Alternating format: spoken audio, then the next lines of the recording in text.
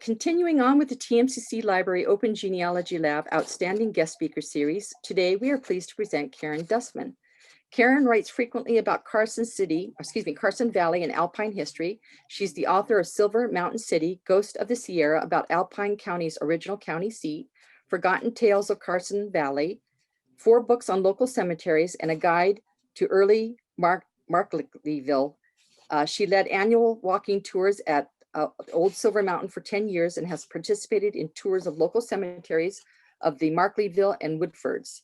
Karen has 2 free monthly newsletters, one sharing stories about local Sierra history and other places that catch her fancy, and a separate newsletter to encourage memoir family history writers. Today's presentation is entitled Lessons from the Cemetery, and there's something, the content is, there's something fascinating about cemeteries. Who were these people and what were their lives like? Karen will share both individual stories and the larger lessons she has learned from compiling her books about Genoa and Fredericksburg cemeteries, plus clues to the symbolism sometimes found in historic cemeteries. So I would like to offer a warm virtual welcome to Karen. Thank you so much. Okay, so as Sue has said, I've always been fascinated by cemeteries, and I think maybe many of you who signed on today have the same feeling I did. You look at the headstones like this one of Matilda Parson. There's some great genealogical information there. There's a death date, but who are these people? What were their stories? That was the part that really interested me. I am not a genealogist by training. I am a longtime writer, and I've been fascinated by local history for the last 20 years. So I write books on local history. I have a newsletter, as she mentioned, and I really try to encourage people to write down their family stories, the anecdotal stuff that gets lost if you don't write it down. So I've always been fascinated by cemeteries since I was a little girl, probably because of the mystery on the stones, like who were these people? What were their stories? What did they die of? What is some of the symbolism on the stone itself? And that's what I want to share with you today.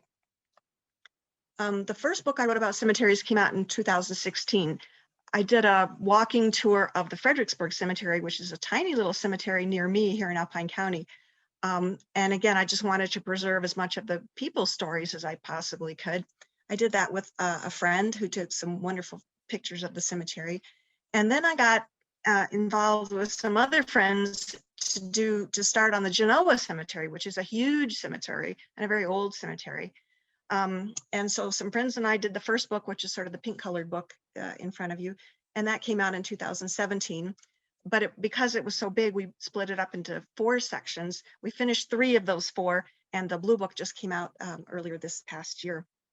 So it's been fun for me tracking down the stories of the people, some from old newspapers, some from, I've been fortunate enough to meet the descendants of the people who were able to share family photos and information.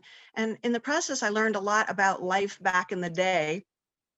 And I want to share with you some of the things that I learned, partly about the individual people. What were their lives like? What were their stories? I'm always fascinated with how people died. It sounds a little morbid, but it's really interesting, especially in today's world. So many of the things that killed people back then would not have killed them today. So what did they do for a living? How did they die? And how did they cope? I was particularly fascinated with how they coped with all of the losses in their lives. So I'm going to talk about that and about some of the clues that are found on the historic headstones. Now, life expectancy, of course, was considerably shorter back then, although some people lived into their 80s and 90s. But between farm accidents and childbirth diseases, childhood diseases, people were often faced with a very sudden or unexpected death in the family. So one of the first things I wanted to talk to you about was, how did people cope when they lost a spouse or a loved one? Sometimes after they lost a husband or wife, it was pretty simple. You just married the widow or the widower next door, like Eliza Mott, for example. Israel Mott and his wife Eliza came to Utah Territory, as it was called then, in 1851, and Eliza set up a school in the kitchen of her home. But just 12 years later, her husband Israel died in a tragic farm accident in 1863. And widows didn't have a lot of ways to support themselves back then, but Eliza did have land, she had the property, and she wound up marrying a neighbor, A.M. Taylor, the following year. Then there was Mary Harris Scott. She was the wife of Elsie Knott, whose headstone is shown here on the left. Elsie got shot and killed in, of all things, a dispute, and Mary was left a widow, and she was pregnant with her daughter, whose name was Elziet. Pretty much like Eliza Mott, Mary married a nearby rancher named John T. Williams. And when that daughter was finally born, she was never told who her actual father was for at least many years. She actually grew up thinking that the stepfather, John Williams, was her dad. Later in life, however, she became very proud of her Knott family heritage. And this on the right is Elziet Knott Selby in her old age. The same sad, sudden loss of a spouse happened to the family of Judge Walter Fisher. People here in Gardnerville still remember Judge Fisher. Judge Fisher would grow up to be a justice of the peace for the East Fork Township, but he was born in 1885 back on a ranch in Colorado, adjoining a famous ranch known as the Calgary Ranch. His father was killed in a tragic ranching accident when Walt was just a boy, leaving again his mother as a widow with a young son. And here again, she was also pregnant when her husband died. The next door rancher, Mr. Calgary, had recently lost his wife to childbirth. So the natural and obvious and practical solution was for the two of them to marry. And they did, combining household, combining ranches, combining children, which turned out to be not a very good solution for young Walt Fisher. He wound up leaving at a very young age, making his way to Nevada. And here he became a well-known and very popular judge, even performing a spur-of-the-moment wedding once for movie star Clark Gable. Now, if you were a man and you needed a spouse and there wasn't a convenient next-door neighbor to marry, going back to the old country was another fairly common way to solve the problem. Take German immigrant Dick Thron, for example. He was born in Germany in July of 1864 and arrived in Carson Valley when he was just 17 years old. And like so many young immigrants, he went to work for other ranchers, but saved up his pennies so that he could eventually buy a ranch of his own. By late 1894, when he turned 30, he was established enough, he had his property, and he was ready to find himself a wife. He went back to the old country, hunting a spouse. And in May 1895, he came back to Carson Valley, bringing with him 7 other Germans, including one whom the newspaper was proud to announce was his fiancée. Marie Dietcoff, who was his intended, was all of 16 years old, and they wasted no time getting married. Just 1 month after she set foot in Carson Valley, Marie was saying her I do's. She and Dietrich were married on Saturday, June 29th, 1895 at Dietrich's brother's house. And as a wedding gift, her new husband presented her with a beautiful horse and buggy, all her own. So he really knew how to charm a girl. This is a picture of them down below later in life with one of their children, and their house on Dressler Lane in Gardnerville is still standing. Carson Valley rancher Eugene Scassa took pretty much the same approach. Eugene had immigrated from Switzerland when he was just 14, and when he reached his 30s, he began to think of marriage too. He remembered a girl he had liked very much before he left Switzerland, and he went back to Switzerland looking for her in 1908. But he'd been gone a little bit too long. His young childhood sweetheart was already married to someone else. So he began courting the lady's younger sister, Paulina. And next year they were married. He was 31, Paulina was a dozen years younger. That was something else that was kind of surprising to me, how many very young girls got married. I didn't have very many pictures of him or any pictures of him except for this one in the right-hand side. This is Gene Scassa on a horse near Chalmers Mansion in about the 1930s. And one of the fun things for me in doing this is, again, meeting people and talking to people. You find pictures in family photo albums that you would see no other way. So this is a photo from a family album that somebody shared with me. Another rancher who went back to the old country seeking a wife was Fred Frevert. Fred's first wife, Jacine, died in 1879. And hers is one of the most beautiful headstones in the Genoa Cemetery, there on the left. Fred went back to Germany and he returned again with a second wife, Marguerite, whose picture's on the right. It appears to have been a pretty quick courtship as their son Adolf was born just a year and a half later. I was surprised to find that sometimes a man would marry his wife's sister. And that's what happened when Alpine resident William Harvey, to Alpine resident William Harvey, after his wife Isabella died. 3 years after Isabella's death, William Harvey eloped with his first wife's 19-year-old sister, Marjorie, on Christmas Day in 1876. And to me, they eloped in a very romantic way. They told their friends they were heading for a ball at the 12-mile house, but instead they drove together to Virginia City and got married. And interestingly enough, if you pay a visit to Isabella's grave, which is at Fredericksburg Cemetery, you'll see the remains of a second headstone there. You can see it on the bottom right of that picture of the grave. That's because she had originally been interred at Woodford's, but the family later had her exhumed and moved to the new family plot in Fredericksburg. We think that this broken headstone was moved from her original burial. And another, again, surprising thing to me was how many times people actually moved a family member's original burial site. That was actually quite surprising. For example, in Fredericksburg, the cemetery didn't really get started there till the 1890s, but there have been people who'd been buried at Woodford's much earlier than that. So at least in Isabella's case, they decided to keep the family together and they moved her to the new graveyard. And then there was Nils Morrison, who was married 4 times, which probably complicates the genealogy of his family. His first wife died as they were crossing the plains. After reaching Salt Lake, he met and married a second wife named Carrie, who was from Norway. And they built a good life together. They were married for many years, but Carrie finally died in 1880 at the age of 45.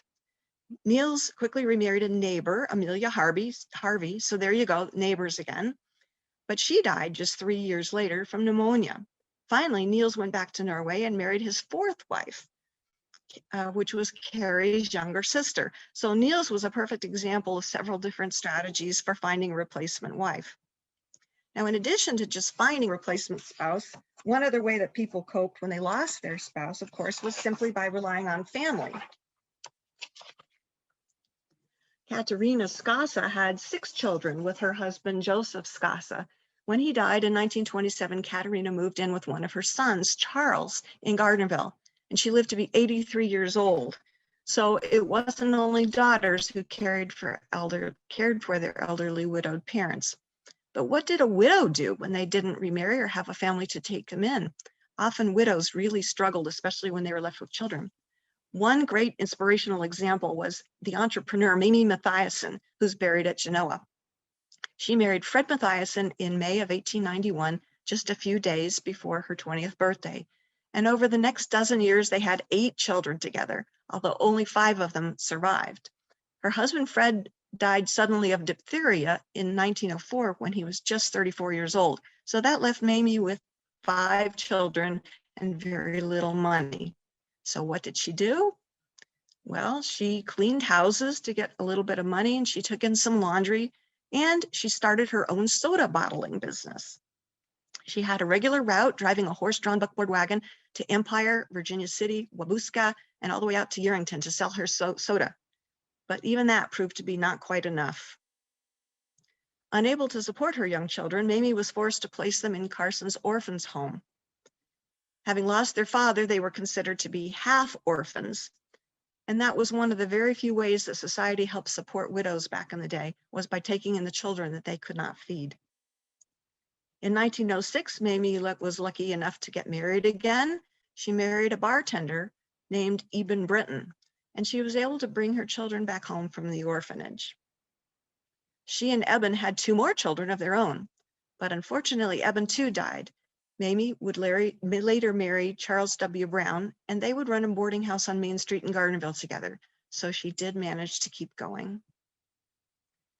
Like Mamie, who lost several children, families often had to also find a way to keep going after losing a child, and often several children. And the babies' graves at any of these cemeteries are always the saddest for me, in part because many of these children likely wouldn't die today. Take little Chester Kelly, for example, who's buried at Genoa. He died of scarlet fever in 1897 at just 9 years old, a bacterial infection that could be easily cured today with just antibiotics. And then there was little Lillian Alice Squires, who died in 1881 at just 5 years of age from some unspecified illness. There probably used to be a lamb on the top of her headstone, which was a common symbol for a child's grave, though sadly, it seems like someone may have taken it or it broke. Here are 2 examples of the lamb as a symbol on a child's grave. These are the Cordes children who were lost, one in 1896, one in 1911. Little Christian on the left was the son of Fred Cordes, and he was only a few days past his 3rd birthday when he passed away. He drowned in a shallow spring behind the family residence. His obituary noted, the little fellow went to the spring to get a drink, and 20 minutes later he was found lying in the water dead. Drowning was an all too common way to lose a child, either from falling into the irrigation ditches as babies or simply getting into deep water with friends and being unable to swim.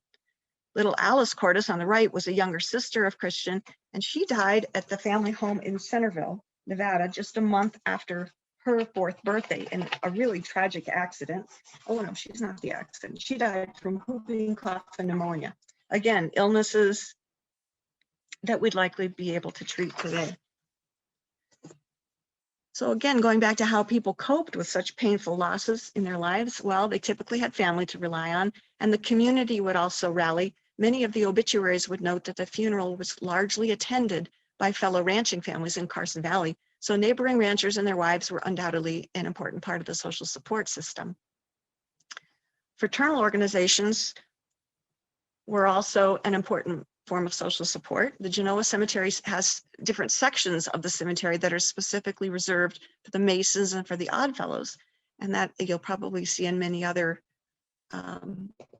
cemeteries as well. Often these organizations would conduct the funerals, and people also, of course, had their local churches and pastors who sadly were all too experienced in what today we would call grief counseling. And families really had to keep going. They had ranch work today to do. There were cows to milk, there were animals to feed, there were fields to plow and hay to cut, and the women had meals to cook and other children to care for, and often a new baby on the way.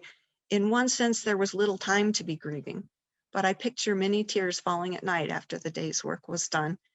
And in a sense, all that work was a good thing though, because it kept them going. They really had to. Another fascinating thing for me was finding out what people died of back in the day. Of course, for adults, there were heart attacks and strokes and things that we're very familiar with. But I think we've probably all heard about how devastating childbirth could be for women. It never really hits home till you see how many women and children are buried at cemeteries as a consequence of an accident in childbirth. So for women, childbirth really was truly a life-threatening event. Complications of childbirth were a very common way to go. And again, many of those deaths would be preventable today. As we've already seen, children often got infections or childhood illnesses, things that we could easily cure today. And here's just one more. Russell Stenzel died of pneumonia at age 7 in 1899. He's buried at Genoa.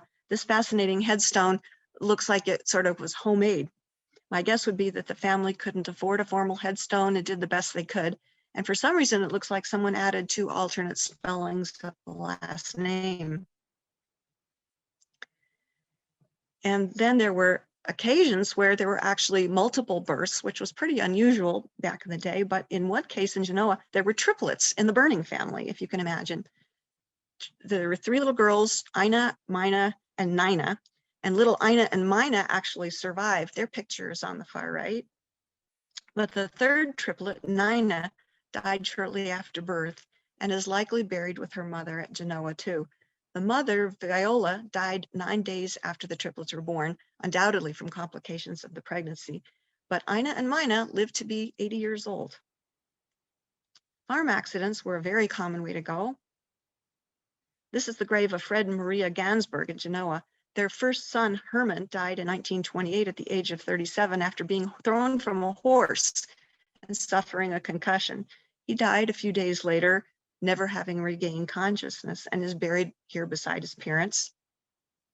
And it wasn't just horses that could be dangerous. Will Hellwinkle died in 1922 after being kicked by a cow, and August Burning was a kid of just 15 years old. He died in 1881 after making the fatal mistake of trying to lasso a bull and tying it to the horn of his saddle horse. The bull pulled the horse over. August received internal injuries in the fall. And he did what you can imagine teens doing today. He tried not to tell his parents right off what he'd done, but eventually he was hurting badly enough that he confessed and they called the doctor. He seemed to improve for a time, but he passed away a month later. The diagnosis was typhoid fever, although it's possible that internal injuries or peritonitis might have been more likely. In one particularly sad accident, this is the one I was thinking of before, a little girl named Elizabeth, a 3-year-old daughter of Chris Burning, fell into a fence, probably something like the fence I showed on the left. She fell into the pickets of a fence and she choked to death. Her dad never quite recovered from the tragedy. He was the owner of the Pride of the West Saloon, which is shown on the right here at Centerville. You may have known it if you know of the Centerville bar. That was the same building. And that's Chris standing in the back with his little son in front of him. Chris Burning later committed suicide there at the bar in 1905. And little Georgie Frey, again buried at Genoa, was kicked by his pet rabbit and died of internal injuries. What an odd way to go. As we've mentioned, people often died of things that would be totally curable today. Albert Frey died of a simple case of appendicitis. John Tillman died at the age of 15 of pneumonia in 1892. And Maud Collins, whose grave at Genoa is unmarked, died of malignant measles, which was possibly German measles. Luckily, young Matt Swale didn't die from his woodcutting days, though he easily could have. A newspaper column from 1891 reported that he had whacked a 2-inch gash in his leg with an axe just below his knee. As for medical treatment, well, quote, the boys in camp stitched up the wound for him, and probably without anything except whiskey to kill the pain. Then there were other just plain weird accidents that seem completely strange to us today. Rancher Wilton Nedenrip, who's buried at Fredericksburg, was killed when he tried to force cold molasses from a barrel using compressed air, and the barrel blew up.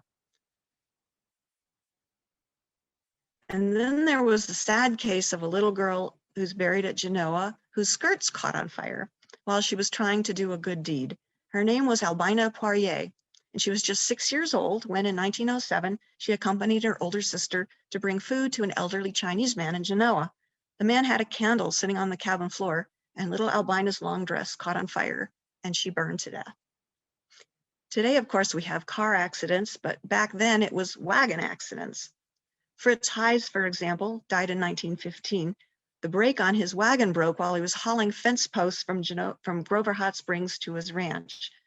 The wagon ran up into the team, which spooked the horses, and they ran away carrying the wagon and went over an embankment in Markleeville. Fritz was pitched out and suffered internal injuries, from which he died 2 days later. And yes, just like we have DUIs with cars, there were DUIs with accidents back then too. In 1881, the local newspaper reported that Luther Olds had, quote, one of his periodical runaways last Saturday night, which seems to be a fairly regular thing for Luther Olds. His wagon was distributed along the road between Genoa and Wally's Hot Springs. The newspaper added just why it all happened yet is a little indistinct to Luther, but he'd obviously been drinking.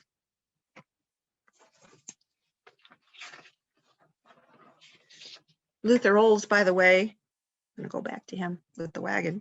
Luther Olds, by the way, died the very next year, also in a drunk driving accident after visiting his brother David at Round Valley. The Bishop newspaper put it, he was somewhat intoxicated when he left town at 7 o'clock in the evening and got tangled in the harness and drowned when the wagon upset at the East Walker River. He was just 54 years old at the time, and he and his team were both drowned. Ellen Virgin was the eldest daughter of Judge Virgin in Genoa, and a DUI accident also eventually led to her death. She passed away in 1906 at the age of 27, but she'd actually been injured several years earlier in a buggy accident near Wally Hot Springs when her vehicle was upset by 2 drunken men who were driving in the opposite direction. She may have had head injuries as she suffered for a couple of years, but she never really recovered. And for that matter, back in the day, going to see a doctor could itself be fatal. I do not believe in doctors, quipped Brigham Young's older brother, Joseph, in 1858. I would rather call upon the Lord. It was not an uncommon sentiment at the time, and for good reason. A wide variety of quacks were happily dispensing a wide variety of quack medicines and treatments. There were botanical doctors, there were homeopathic physicians, there were traveling patent medicine peddlers and newspaper ads confidently promoting cure-all remedies. People suffering from everything from tuberculosis to alcoholism took the waters at Wally's Hot Springs in an effort to effect a cure. In addition to ordinary physicians, there were Thompsonian doctors, or followers of Samuel Thompson, a medical rebel who believed that restoring heat was the trick for healing a patient. The harsh protocol applied by Thompson involved emetics, enemas, sweat baths, and was casually summarized as puke 'em, sweat 'em, and purge 'em. Even more mainstream physicians back in the day were often dismissed by suspicious citizens as poison doctors. High doses of mercury and techniques like bloodletting were not unusual in the 1850s and 60s, and other quirky remedies seem rather bizarre by today's standards. In 1857, for example, Dr. Benjamin King used cow dung as a poultice to treat a badly infected foot of someone at Gold Hill, a ministration that certainly didn't help and might actually have hastened the man's death. Even as late as 1892, a pneumonia sufferer in Virginia City was relieved of half a pint of blood in a well-intended medical intervention. Key, a botanical physician who had an office on 3rd Street in Carson City, claimed in his advertisements to have cured many patients in town, and his treatments probably were preferred to some of the Western doctors in town. If anyone profited from all these bogus medical treatments, it may just have been the local undertakers. One unfortunate who landed in the undertaker's parlor as a victim of prevailing medical wisdom was a man named young Harrison Shreves in Carson City. At the time, young Harrison had everything going for him. He had good looks, he had a new wife, he had wealthy in-laws, and he had a job with the railroad. He'd enlisted in the 10th Cavalry in Ohio when he was about 15 years old, and he'd moved west after the Civil War. He managed to land a plum job as a conductor for the V&T Railroad, and fate continued to smile on Shreves for the next few years. Around 1870, he married Louise Tuffley, daughter of George Tuffley, a wealthy proprietor of the St. Charles Hotel in Carson City. Tuffley would later become state treasurer, so the Tuffleys were an influential family. It wasn't quite the Ides of March that got him, but it was close. In 1873, Harrison Shreves was given a well-intentioned dose of a homeopathic remedy that was known as Nux vomica.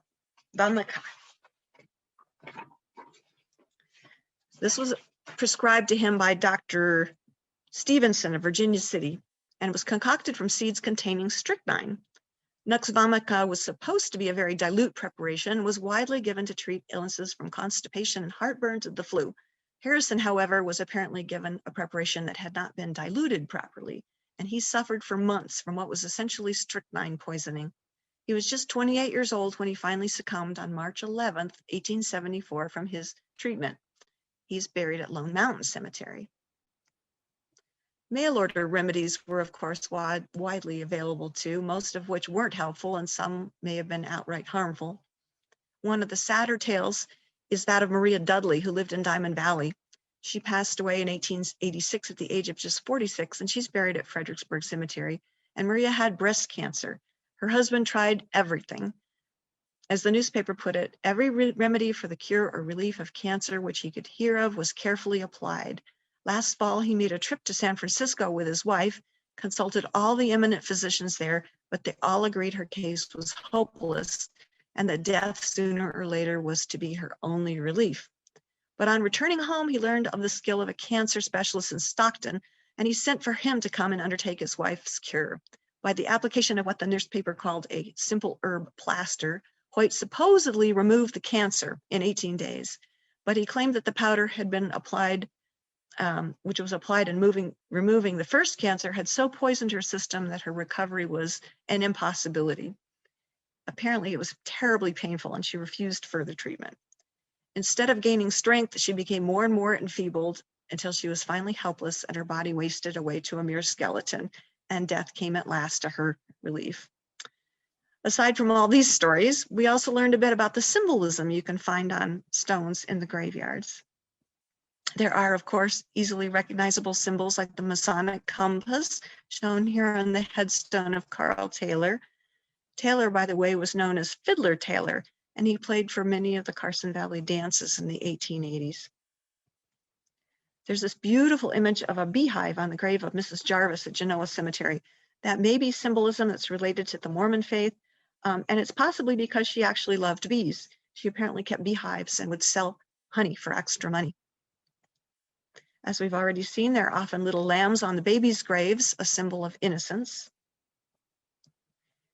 And the weeping willow on Matilda Parsons' headstone signifies sorrow.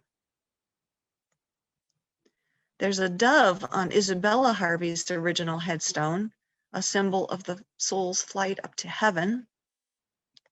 And drapery, like that on William Cradlebaugh's grave, reflects mourning or draping crepe, a tradition that they had back then. You can also barely see a shield under his name, and that represented his service in the War of 1846. This amazing carved tree trunk is one of my favorites at Genoa Cemetery. It was a stone for Katie Smith, who drowned at age 9, and it includes his little hat. And you can just barely see on the far right-hand side on the bottom, you can see the little carved pair of boots stuck into the bottom of the tree. The broken tree, of course, is a symbol of a life cut short. This really unusual and unique crumpled paper look of a headstone is for Terry Olsen at Genoa Cemetery, and seems also to be symbolic of a life cut short tragically. Terry committed suicide at the age of 21 after a shoulder and back injury had ended his hopes for a career as a professional baseball player. This is also one of my favorite stones. This was the stone of the first person to be buried at Fredericksburg Cemetery. And I love the inscription here too, like the one on this pillar. It's for Frederick Heimsoth, who died in 1895. As I said, he was the first burial of the new cemetery at Fredericksburg, which had just been formed a few years earlier. And translated from the German, the inscription reads, "There in heaven we will no longer be separated. There we will find only life, not death." One other fascinating thing you'll sometimes see if you look very closely at headstones are the carver's name or initials. Carved in the bottom of the headstone of Marguerite Frey at the far right side here is the name Muckle, who was the one who carved the stone, sort of like an artist would sign his work or perhaps a tiny advertisement. One of the most endearing stones I've seen is the grave of Dennis Ray Palmer at Fredericksburg. Embedded in the stone is a photo showing him in much happier days, and the legend simply says, "Gone fishing." And believe it or not, we actually found some really funny stories as we were doing the research for the books. One story I really love involves this tale of a parrot, and I can especially relate to that because we have a parrot ourselves. Thomas McComas is buried in an unmarked grave at Genoa Cemetery. He was the co-owner of a bar and the Central Hotel in Genoa in the late 1870s. McComas had a pet parrot named Polly, who was kept in a cage in the dining room of the hotel. One fateful night, an inebriated guest in a room near Polly's cage spent a good part of the evening bumping into tables and chairs and tipsily venting his frustration. As the newspaper put it, Polly had retired that night as a parrot of good repute and high moral character. But when morning came, she repeated a string of profanity longer than a clothesline. And that's what you get, the newspaper said, by letting a parrot live in a public place. In closing, I just wanted to show you some of the unexpected things of beauty that we found while we were doing these books. I would encourage anyone who goes to visit a cemetery to bring a camera with you, because you never know what you're going to see. Of course, the deer are famous at Genoa, and we caught this guy looking right at us as we were there taking pictures. We also saw a red-tailed hawk, quite an unexpected sighting. Bulbs will often pop up totally unexpectedly in the spring. If you visit other times of year, you wouldn't even know there were flowers there. But with the spring moisture, the bulbs will come up. And there's one set. This grave is just loaded with the most beautiful iris. They're so beautiful with the color. And sometimes the plantings will actually cover over a grave that's there. This is a lilac plant at Genoa Cemetery that really overshadows the grave it was planted by. There's a grave that was completely covered by the lilacs at Fredericksburg. You never would have even known it was there until some cleanup was finally done. And at Genoa, we saw this really unusual wooden marker. It was surprising that it had lasted this long. This was one of the only wooden markers left at Genoa Cemetery. It has since been removed for safekeeping. So I want to thank you for letting me share my passion with cemeteries, my passion for cemeteries with you, and I hope you've enjoyed the tales.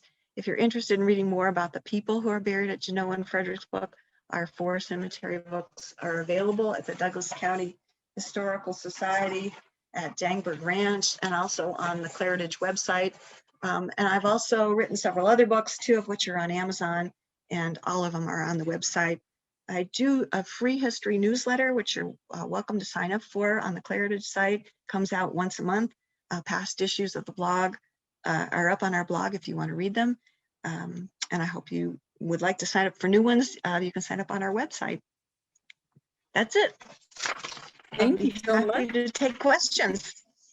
All right, I'm going to invite the class to put your questions either in the chat box, or if you prefer to ask the question directly, please unmute your microphone, not your camera, your microphone, and go ahead and ask the question directly to our guest speaker. And while I'm waiting for that, I wrote down a couple things of my thoughts during the presentation. The one thing, you know, since the class is a genealogy class, the one thing I really took out of your presentation was the incredible amount of interviewing you must have done with family members, living family members, to be able to find all this information like photographs and such. Now, how did you, because I can see a parallel between what you did versus what the people who come to the lab every week are wanting to do with their family. How did you go about reaching out to these people? Let's see if I can find you again. There we are. Okay, so how did I reach out to people, family members? Yes. For the research? Okay, so some of our research obviously was just through the newspaper, old newspapers and documents that were kept through the Genoa Cemetery itself, for example. And there's a real network of people, especially in such a small community. So we, some of the people that I started doing the books with knew people personally that were descended from the family or related to the family. And that was an easy way to reach out. We actually met people at cemeteries when we were there. We'd be walking around looking at the headstones and see them at a particular site, and we'd start talking and they say, oh, I'm related to so-and-so, I'm descended from so-and-so, and they'd be willing to share information.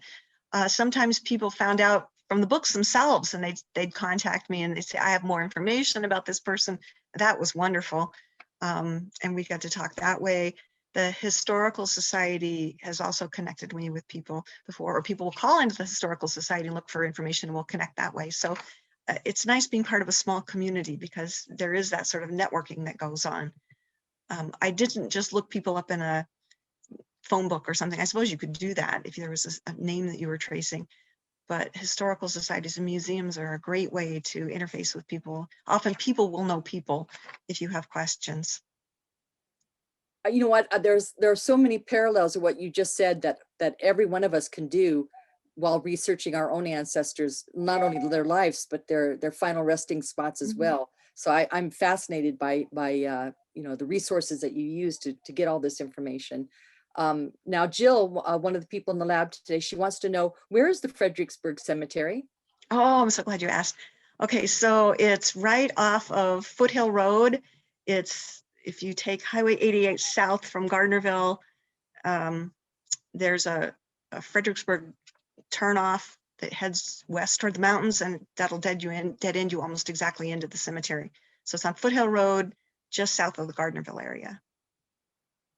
Great, okay. And Barbara would like to know, have you encountered any problems taking photos at the cemeteries? Does management ever stop you or give you any trouble? No, I've never had a problem with that. That's a good question. No, and unless it's a private cemetery or something, I can't imagine that legally you would have a problem with that, because anything that's open to the public and you're in a place ability to view something that's open to the public, the picture should be fair game. Great, okay. Barbara would like to know, have you written any books on cemetery restorations? No, I have not written about cemetery restorations. That's a whole topic unto itself and would be a great one. There's the Good Cemeterians have a Facebook page, and they do referrals for cemetery restoration materials and things like that. They talk about the D2 that is used to clean the headstones, and they've mentioned recently sort of an epoxy or some kind of a glue to glue them back together again. So I know that there are people out there who really specialize in the techniques of restoring cemeteries. In terms of finding where the people were buried, we were able to recently watch as they did the ground penetrating radar survey of the El Tahoe Cemetery up at Tahoe recently, which was really interesting. So they were able to see where people were buried and at least mark the unmarked graves, that kind of, and it's not really restoration, I guess, but in terms of marking and understanding the cemetery. That was really an important thing. So there are people who do that, which is interesting. Okay, well, Barbara has a follow-up question to the one she just asked. How would one find a cemetery that needs restoration or documentation? How would you find one? Oh, like somebody wants to volunteer for that, in other words. Yes. Well, local historical society, for example, would be a good place to start. People who are really old timers would know about that. It's a great project. Wow. Local DAR people may know about a cemetery. That was true with El Tahoe. El Tahoe Cemetery has a really, it's the DAR locally up there that got involved in restoring that cemetery. And so maybe they would know of other projects in other areas, but that's a good one. And then while I'm waiting for more questions to come in, you talked about the removal of remains. And Right. that is such a fascinating topic in and of itself. Isn't I it? actually found an ancestor who died in the Civil War, and he's buried in New York, Mhm. and he was buried with his first wife. However, later on, his second wife decided that she didn't like the husband that she had married after his first wife died, being buried next to the first wife. So in her will, when she died, she left money to disinter him and remove him to a different county where she was buried. And then so she would be next to him for eternity rather than next to the first wife. Oh my goodness. I've heard stories about that too. And I've heard about families where there was one burial at Genoa. The anecdotal version is one burial at Genoa. Somebody was dug up in the dead of night and moved to Reno because a family member was unhappy about it. So yeah. Oh my goodness. Yeah. Yeah. And the rest of the family was fighting over it. So it was a big dispute. Mhm. And Connie says she just signed up for your newsletter through your website. I'm so happy. I'm so happy. Oh, that'd be good. And she says, Sarah wants to know, have you looked into Snowshoe Thompson. Thompson or worked with an Uh-huh. organization named after him? Yes. So of course I've done some research about Snowshoe Thompson because everybody knows about Snowshoe Thompson, and he is buried at Genoa. He's buried in what will be the 4th book of the Genoa Cemetery. So he's not covered in any of our first 3 books yet, but I did a blog article about him that you can find on our Claritage website. Under the blog, you just do in the search box, look for Thompson. There was a funny story in the local newspaper that indicated that people had tried to dig up his grave at some time in the past. And so if you look at his grave today, it's got a concrete cap on the top of it. And apparently that was the result of local school children being really upset about people trying to dig up Snowshoe Thompson. And so they raised funds through the school to try to preserve his grave and put a cap on it. And all volunteer labor turned out, and they poured this very thick cap of concrete on the top so nobody could ever try to steal his headstone again, is really what they were after. They were trying to steal the stone. So that story's up on the website. Wow. Okay, and then Barbara would could you restate the name of your website so she can sign up for your web? Thank you. So it's Claritage, which is the combination of my mother's name, Claire, and the word heritage. So it's kind of a weird spelling. It's CLAIRITAGE.com. So like Claire, the woman's name, and heritage kind of mixed together. My mother was very interested in historic preservation, and she died way too young. She died very suddenly, so I didn't get her oral history before she died, which was just tragic for me. And that was part of what motivated me to write about collecting family histories and documenting your family, documenting the stories that come down to you. So I have a book on how to write a memoir. I've done a lot of memoir collecting, helping people write their family stories. So that's the origin of the name. Oh, wonderful. Okay. And then Yes, Yvonne says, I have a family cemetery in central Nevada, no longer owned by the family. All the markers have long been gone, but several years ago, someone put a granite marker and fenced it in. How do I preserve and support with documentation? Wow. Well, obviously write down anything you know about the cemetery. If you have any maps or any documents on it, make sure they're preserved. The question is going to be who legally owns the land, of course, and whether it's recognized as a cemetery in any way. It would be really important to try to create some sort of a record of the fact that it is in fact sacred ground. There are burials there. I don't know how you would go about doing that if it's in private hands, other than just letting the owner know and trying to leave some sort of a record in the public records of a cemetery. You might check with, who would you check with? I'm gonna have to think about that one. I would think somebody in the county recorder's office would maybe help you know about recording something if you're the landowner yourself, to record that there is in fact a cemetery grave there, or someone in a title company may be able to help you know what kind of a material record you could leave of that. But the problem is going to be if it's in private hands, they may very well disavow that there's ever a cemetery been there, even though anecdotally you know that that's true. That's legally a tough one. You might want to consult a lawyer there too. And Yvonne, I might want to add on top of that, I would check Find a Grave to see if your family cemetery is listed. If it's That's not, I another think good you one. can start a virtual cemetery for your family, since it is privately owned now.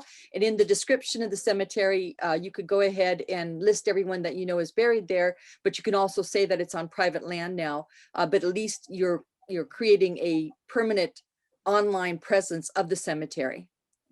That's really good advice. We did that for Silver Mountain City, for example. So if you want to look up who's buried at Silver Mountain City, there's some great stories in that. But that cemetery is completely, you can't see it anymore. But it was important to me to know that some of these people were remembered, and there's some great stories there. So we did sort of the virtual thing with Find a Grave.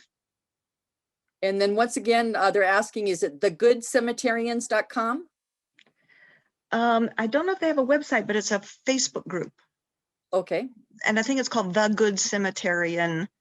I'm not sure if it's plural. Okay, they can check that out. Okay. They can And check then that, yeah. Connie says that she's already looking at your website. She said your article on the hidden graves at Al Tahoe Cemetery is Yes. fascinating. So she's recommending that everyone go read that. Oh, I'm so glad you like that. That was really fun to get to go and watch that day. And then Kendall would like to know, I have family ancestors in a small community of similar size to Genoa, the Carson Valley area. How would one, as you did, get connected with the local community and their resources to begin collecting information, stories, especially if you don't already have connections there? Oh, I'm so excited that somebody would want to do that. It's so much work, and yet it's so important to preserve whatever you can. I guess the question, is this a family cemetery again, or is this a public cemetery in some way? Kendall, if you could follow up with that, I'll go ahead and wait. He just says, I have family ancestors in a small community of similar size of Genoa Community. and Carson Valley. Okay. Usually there will be somebody who's a sexton of a cemetery, somebody who's charged with taking care of it, somebody through the cemetery association who is really active with it. In my case, with Genoa, we were very fortunate to meet the fellow who does most of the burials there and is the sort of prime contact for people who want to have a relative buried at Genoa. So we started talking to him, and he had an amazing little black book. His father had done the same task that he did going back many years. So he has this little black book that his father had started that had pencil notations of recording everybody who had been buried during all of these years. So he had this amazing little book that documented things that nobody else had anywhere else. So he mentioned the reason people died. He mentioned some of the unmarked burials. He had fascinating information, and he wouldn't let us take the book or copy it, but he would meet us out there, and I'd say, who's buried in this spot? And he would tell us, and then he'd say, oh yeah, and they've got a relative in there over here that's in an unmarked burial, and he'd tell us about that. So he was an amazing source of records. But normally there's a cemetery association of some kind that will have some records. And again, it sort of becomes a chain. You talk to one person and they'll tell you about two more people who have information, or maybe you could get information from that. But it would be wonderful to see this grow if other people would do books about other cemeteries. It's so labor intensive.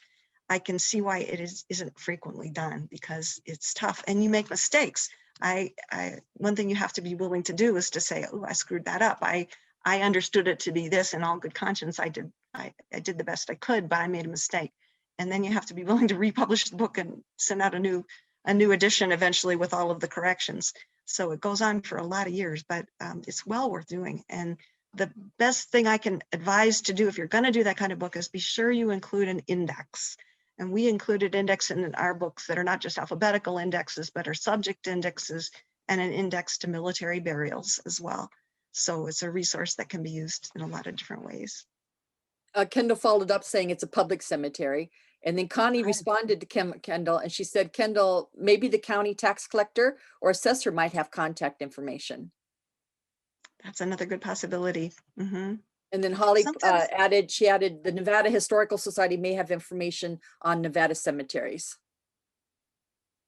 that sounds good. Sometimes the people who do actual burials will have information or have contact information too. So you might contact a local mortuary and see if they can give you any other contacts. Now, you mentioned lambs on top of the stones. My Mhm. father is buried in Iowa, and all of his siblings are buried in the same cemetery in Iowa as well, or most of them. Anyhow, during the 19, I believe it was 1918 flu pandemic, he lost Right. like 4 siblings within just weeks of each other because of the flu. And Mhm. I visited that cemetery, and they all have little lambs on them. So that kind of, hit home, when Yeah. you're talking about the lambs. Is very frequent to see for children, but I've also seen them on adult graves. So it's typically a child, at least in my experience, it's typically a symbol of a child burial. It's a symbol of innocence. But I've seen adults with the lamb on too, sort of, I'm the Lamb of God kind of thing. Mhm. Let's see here. I'm reading from my notes. Your research should inspire us to research the cause of death of our ancestors because it adds so much to the story of your Oh, it ancestors' life. does. It does. And the obituaries often have great details about that. But you think about what were their final days like? What did they go through? Did they suffer for a long time? Did they have morphine, codeine? What did they have to help them through the last final days? Did they have family with them? Um, the cause of death is really fascinating to me. And again, there's lots of records of that often. A death certificate, if you're lucky, or a burial certificate might mention it. The newspaper obituaries often mention. The other thing, I guess, to be careful of, word of caution, voice of experience, is sometimes what was in the newspaper was a prettied up version of things. Sometimes you'll find out that what somebody actually died of or what actually happened just before they died wasn't really the whole story. In other words, the newspaper version of it may not have given the whole story. But then on the other hand, if it's sensational like suicide or murder, you'd be surprised about how those newspapers in the 1800s went into graphic, horrific detail. Mhm. The other thing that was kind of funny, we had one recently that was a woman who was buried at Genoa, and from the newspaper stories leading up to it, it sounded like she had been beaten to death by her son. Basically, he abused her terribly in the days before she died. But the formal cause of liver disease, the coroner who buried her did not want to say it had to do with the son. I've actually heard stories like that before, yeah, back in the day, sometimes covering up Mhm. was just simply a coping method, I guess. I don't know, but I've Mhm. heard the similar stories. Now, I wanted to kind of open it up to the class. What's on your ancestor's stone? Do you want to share it? I mean, is there something interesting that you've seen on one of your ancestors' stone, whether it be an epitaph or an emblem, a cemetery stone emblem? If you have anything interesting, go ahead and share it, and I'll be happy to share it with the entire class. And then also, in your presentation, you talked about Caddy Rollins. Now, I kind of looked at that stone, and could that be a Woodman of the World stone? It looks like it. There were a lot of stone. I don't think it was. There were a lot of stones that sort of imitated that look. That look was very popular, even though the Woodmen of the World were basically the ones who pioneered it. In this case, I don't think it was. No, I think it was specifically carved. There's another article up on our website that was about William Lindsay, Landsey, who was one of the premier stone carvers back in the day. And I just thought it was fascinating to see that he was responsible for so many of the stones. And then I also thought it was fascinating to realize he didn't always carve all of the stones. I think that one for Katie Rollins Smith probably was specifically hand carved, especially with the little boots and the hat. But many of them were blanks that came from back east, and they'd ship them out by rail, and they just add the name and the date. And if they look very similar to other stones you've seen before, that's because they probably were very similar. They probably came from the same stone quarries or the same basic, very familiar styles that were being done back east. So there's some, yeah, I mean, who knew that they kind of came blank? I didn't realize that. But Lindsay was very famous locally. Many of the articles would mention he's putting up some new stones, or he's circulating in these communities to take orders for new headstones. And headstones often were placed very much later after the person had died. That was also kind of interesting. You think it would be right away or within a year or so, but often families didn't have the money and it got delayed.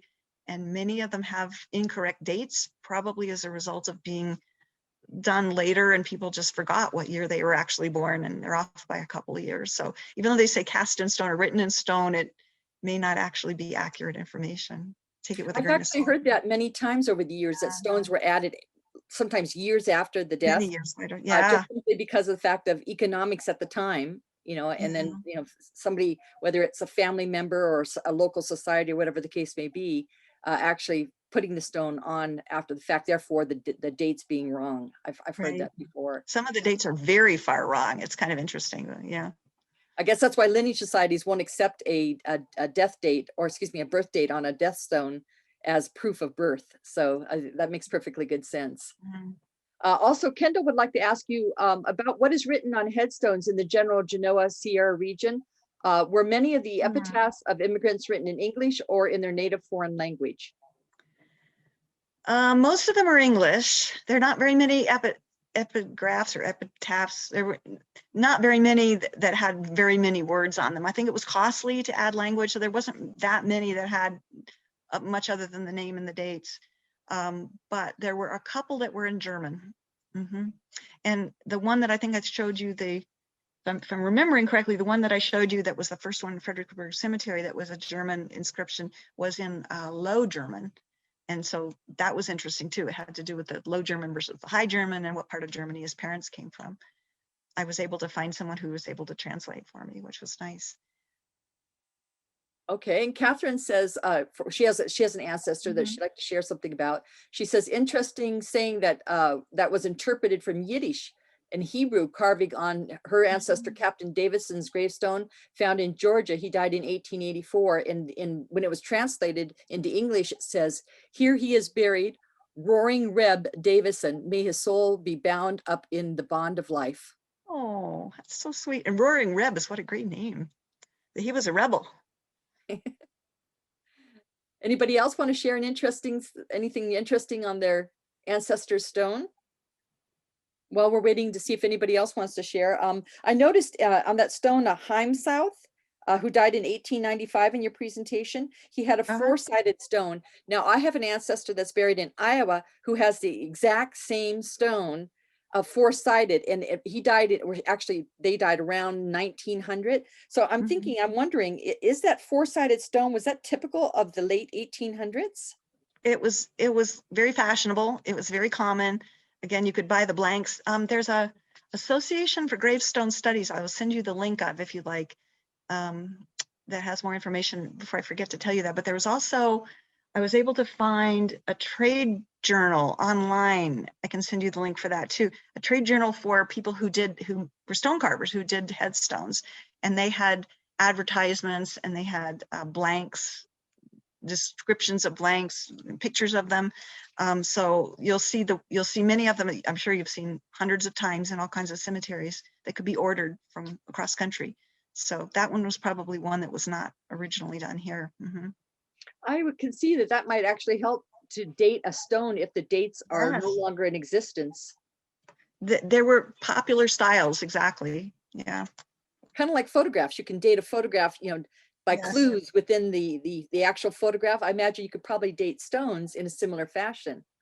I never thought about that, but I think you're probably right. Now, you mentioned some unmarked graves. Are there any plans for any local society or any lineage society to place markers on those graves? There are no plans at this time, unfortunately.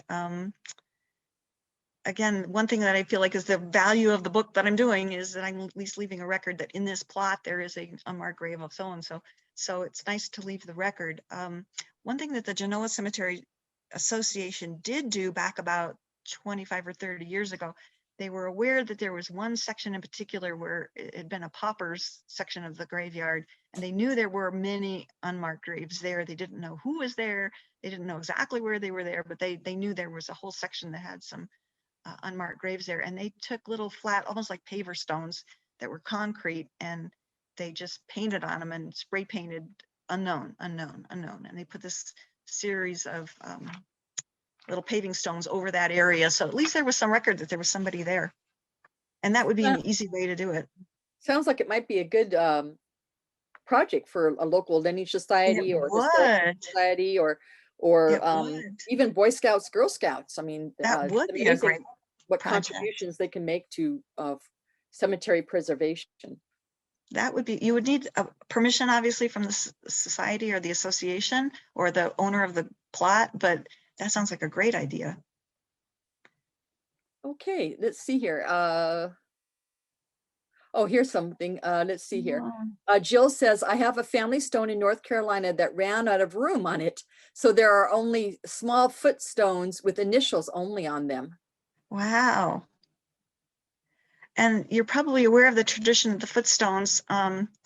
Typically, there was a separate headstone and a footstone that marked the length of the body. And the footstone typically would have just the initials of the person on it. And what's funny is sometimes those are the only ones that survived. Sometimes the headstone got stolen and the footstones remain. So I would wonder whether that was possibly the case in this one in North Carolina. I don't know. Or maybe, like you say, the room ran out of room and they just used just a little tiny marker or something, but normally they would have both. Okay, questions, class? So this is your last opportunity. I'll give it a few more moments to put in the chat room, or if you'd like, you can unmute your microphone and ask the guest speaker directly. Well, I want to thank everybody for listening. It's always fun for me to talk about cemeteries. No, once again, we really appreciate your time. Okay, nothing's coming into the chat box, Okay. so I guess that answers all their questions. And once again, I can't thank you enough for your time and your expertise, and also for allowing us to record today. It'll take about a week or two, but we'll get that up on the YouTube channel, and I'll send you the link so you can put it on your website. Thank you, Suzanne. Thank you so much. And I will send you a couple links to share with your group in the future. Thank you. And if you'd like to go ahead and log off, just click on the red end button and class will continue on. So I asked the class to please stay for at least a few more minutes because I do have an announcement. So with that, I'll say thank you. And just once again, okay, we'll see you later. Bye-bye. Karen. Bye-bye.